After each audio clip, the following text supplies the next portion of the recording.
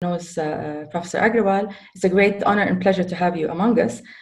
He's the chairman and managing director of Dr. Agarwal's group of eye hospitals, which has more than 60 hospitals worldwide. And he was the past president of the ICRS, International Society of Refractive Surgery, and the Secretary General of the Indian Intraocular Implant and Refractive Society. And he's a pioneer in many corneal and anterior segment surgeons.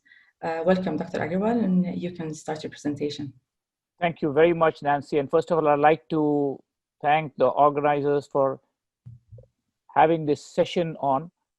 I will start my first presentation. So the first thing is I'll show some videos basically on various conditions and how to go about it. So let's see this first case. I hope you're seeing the video there. Yeah, we can see it. Okay, this patient came to me from Poland. And if you notice, obviously there's a bullous keratopathy there. There's an IOL inside. I've taken off the epithelium. Now, if you notice here, look at that iris. It's so badly damaged. And the person also had a valve present. So watch this now. I'm fixing a trocar AC maintainer. This trocar AC maintainer goes through the sclera, and the cannula is above the iris. Now, what's the second step which I need you to fix here is there's an iridodialysis, which is a large iridodialysis, as you can notice there.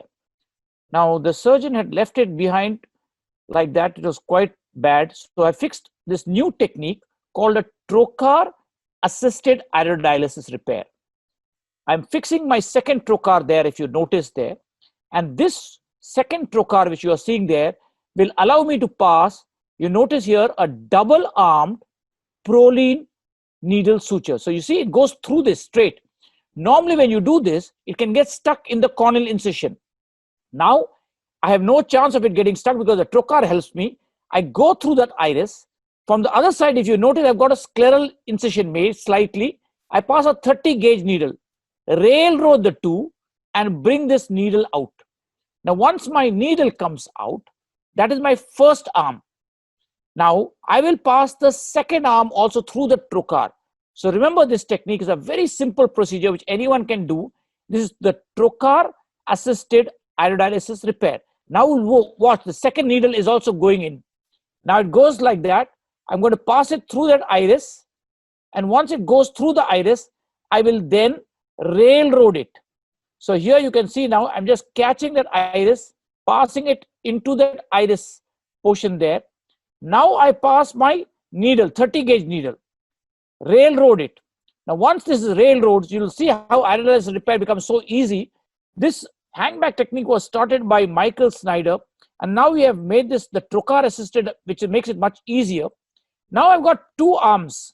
All I do is pull, and you can see now my iridodialysis is coming bang to the sclera. Now, once I have done this, now my second portion is you can do as many as you want, depending upon the case. Here you can see I need some more iridodialysis repair done. The same trocar, the advantage of the trocar is it just moves. It can rotate a little bit, so it's very easy to direct the needle wherever you want. So far, so good. Now, once I have fixed my iridodialysis, the problem comes if I just do straight away Pdek, it will not solve my problem, because as you notice, when I fix the iridodialysis, the pupil gets distorted. So when this pupil gets distorted, here you can see I'm fixing the iridodialysis repair. Now I'm trying to break open the synechiae present there. This patient had a bit of closed angle glaucoma also, because in these cases which bad bullous keratopathy, if you notice, you might have a closed angle because of synechiae present, and I'm trying to crack open these synechiae there. You can see there I'm finally breaking it open. Now, once I have broken it open, I will do the single pass 4-throw pupilloplasty. So watch this. I take a Prolene needle, goes through clear cornea. Remember, you just go through clear cornea, goes through iris. Now, once you have done that, on the other side, you have a paracentesis. So paracentesis is only on one side. Now I pass a 30-gauge needle, connect the two, and bring it out. So far, so good. All I do is bring the loop of the single pass, this is, out through the paracentesis. Once I have caught this loop, I brought it out, I just remember the number 4. Pass that loop 4 times through that loop, and that's it. Now, once you have completed this single pass 4-throw pupillasty, what did you do? You did an iodialysis repair. You've also done the 4-throw pupillasty. My game plan is very simple. I need to center this pupil bang to the center. Remember how the iris was right in the middle. So I'm doing some more 4-throw pupillasty on the top. Once I have done that, you'll see the bit of semblance coming in, but it's become too small. So at that stage, I'm just going to do a little bit of pupilectomy with the vitrectomy probe. Remember, my fluid is always going on inside the eye. Now, once I have done that, look at the Purkinje image. It's bang centered. Now what you can do is, now you can go in for the Pdek graft and prepare that graft. So you see now I've got my air going inside the eye. Once I've got the air inside the eye, I will now strip my damaged endothelium, etc. Now this is the Pdek graft. What I am taking is looking at the endothelium outside. So you're looking now at the endothelium. I pass a 30 gauge needle, goes through sclera, inject the bubble. Remember, this is a type 1 bubble. So where is the air? The air is between the endothelium, desmase, then comes the predesmase or the Duas layer, then comes the air. If this bubble was up to the periphery, that will create a type 2 bubble in which you will get a DMEC graft. All I do is stain it, cut it, and you can see now you can load it exactly any way you want and inject it inside the eye, just like you will do a normal DMEC graft. So the advantage of Pdek is, one, I am able to play with young donors. We don't go above 35 to 40 years. The youngest donor I've taken is a 9-month-old donor. The second big advantage is I can move the graft because the predesmase layer helps me easily come to manipulate the graft very easily. Now, once my graft is in place, remember, air is continuously going inside the eye, and that completes the case. So look at the pre-op, and now look at the patient, same case, post-op, and you can see a huge difference there. Now I'll just show you another particular case. So we'll take the case and make it slightly tougher now, and I'll just show this case to you. This particular case which came to me was a challenging case. Well, the reason why it was very challenging was this patient was operated 6 times previously, and you can see the cornea is absolutely white. This was the 7th time I was operating, and the patient had been referred to me from Bombay, and that's nearly over 90-minute flight the patient had taken. So I now took off the epithelium. I still can't see anything. I fixed my trocar ACM. I'm making my flaps present there, and I'm making my sclerotomy 1 millimeter from the limbus. So far, so good, but to be honest, I don't see anything. So I thought, let me try to see what is going on inside, and I see a lot of fibrotic desmase stuff present there. I'm trying to strip off all this fibrotic tissue, and if you notice, this fibrotic tissue is so bad, it is also stuck to the iris. So with one hand, I'm catching the tissue, and with the other, I'm holding it. So that way, I'm doing a bimanual dissection, and my assistant is using an endo illuminator from outside to help me see better, because I still can't see much clearly anyway. If you are not seeing, remember, even I'm not seeing the same thing.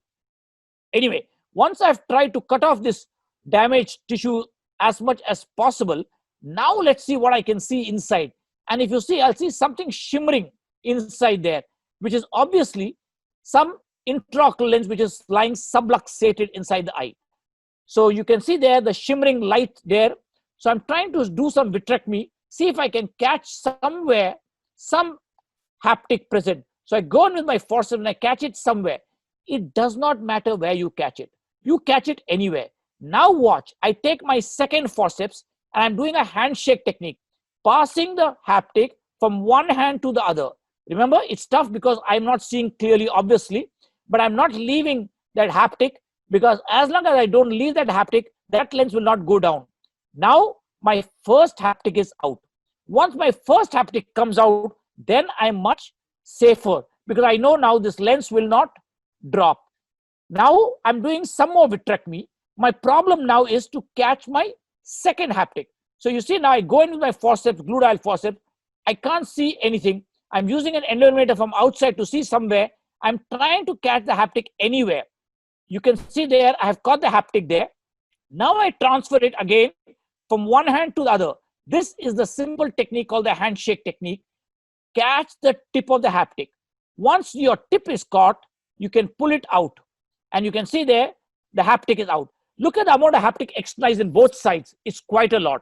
So I take my needle, 26 gauge needle, tuck it into the Gabor Chariot's pocket. Once both haptics are through, remember, now my problem is my pupil. Again, as I told you, my pupil is large, damaged. So what I'm going to do is I'm going to do the same technique of single pass, 4-throw pupillasty. So in Pdek, why do I do this? One, I make my pupil small so that my closed angle becomes open. Two, my air remains in the anterior chamber, because remember, this is a vitrectomized eye. There is no capsule present. And third, as you will see slowly, my pupil will become like a pinhole pupil, so that if there is any astigmatism, that also gets neutralized. For a pinhole pupil, the advantage which we get is the astigmatism, but the principle is very simple. I'm making my chord mu or angle kappa nearly zero. In other words, my pupillary axis and my visual axis will be on line with one another. See, I've done this 4-throw pupillasty. Then I make it as many as you want, and you can see now my pupil is bang okay.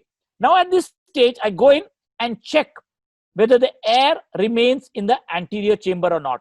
I have my air pump working at this stage, so my trocar ACM will connect to my air pump, which will continuously give me a flow of air. I've taken off the little bit of endothelium present. Now look at the Pdek bubble again. I've just gone through the sclera, and I want to say that we started Pdek first with collaboration also with Harminder Dua on his Dua's layer. And you can see here the type 1 bubble again, it has not gone to the periphery. So those who are preparing a Pdek graft, it's a very simple procedure. All you need is a 30 gauge needle. Second thing is, please don't do older donors. Take only young donors like we are doing, because that's when you'll get the best result. Now all I do is take a knife, enter into that Pdek graft. Once I've gone into it, I'm injecting inside trypan blue.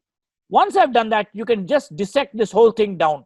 In the United States, there are eye banks which will give you ready-made Pdek grafts. So all you do is call them up on the phone. They will supply you, like how you get ready-made DMEC grafts with the S stamp, whatever it is, you can get with a Pdek graft also.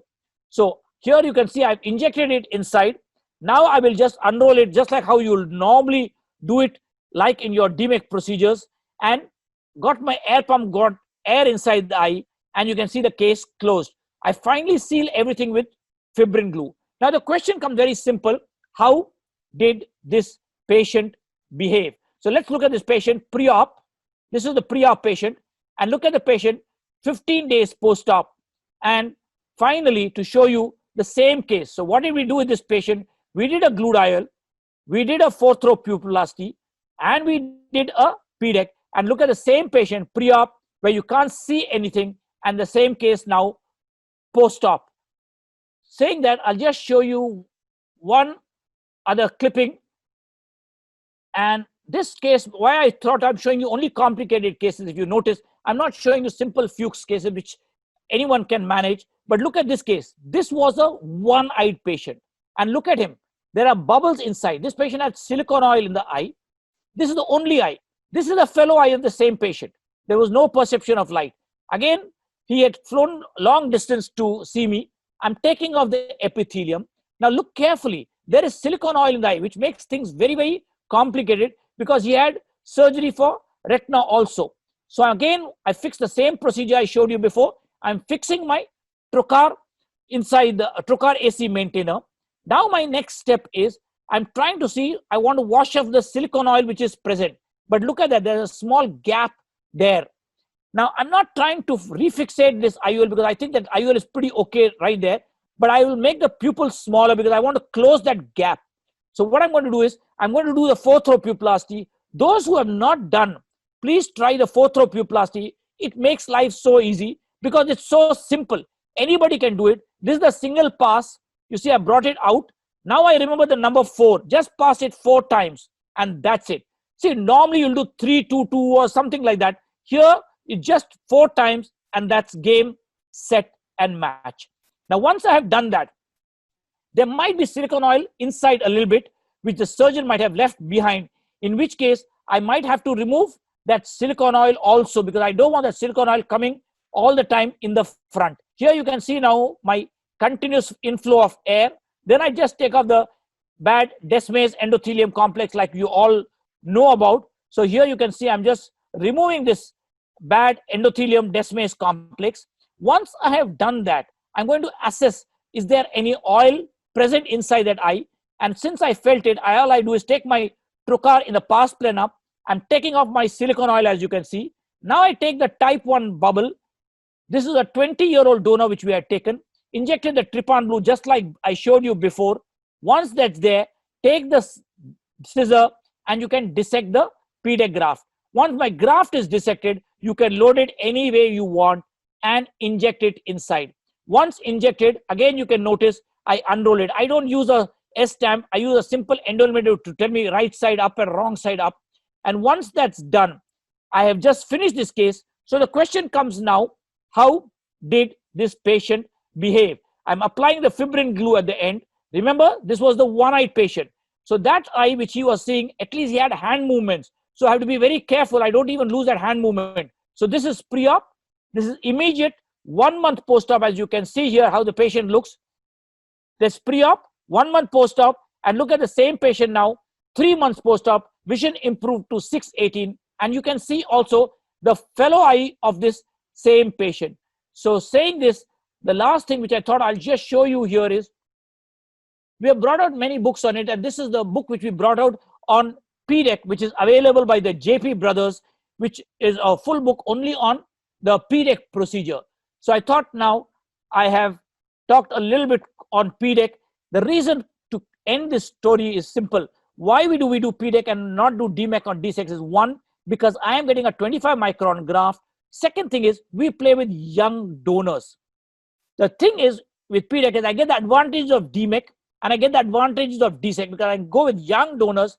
I get a thin graft. I can manipulate the graft as much as possible the way I want it to. And that's one of the reasons why we do it. I'd like to thank again the organizers for inviting me for this lovely session which they have conducted. And Nancy and everyone, thank you very much.